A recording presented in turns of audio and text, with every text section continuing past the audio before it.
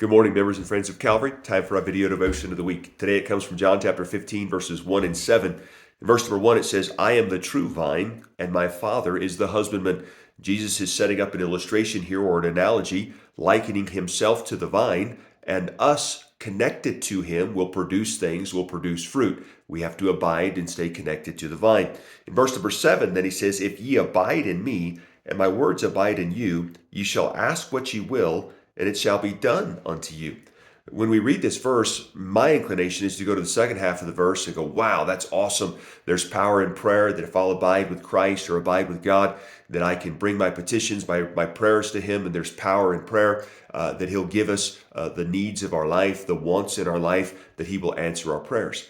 But the first half of the verse says, if ye abide in me and my words abide in you, if ye abide in me, we get to abide with Christ. We get to be with God. We get to fellowship with him because he wants to. That's the purpose of his coming. That's the purpose of him dealing with sin in our life and eradicating it so that we can fellowship with him.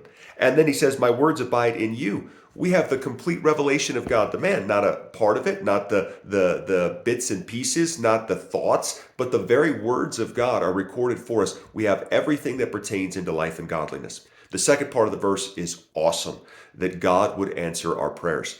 The first half of the verse is awesomer, that God wants to spend time with us. Think about it. What could be better than that? What could be greater than that? That God is capable of answering our prayers, but even greater, God wants to spend time with us and abide with us. Hope that's an encouragement. God's blessings to you all.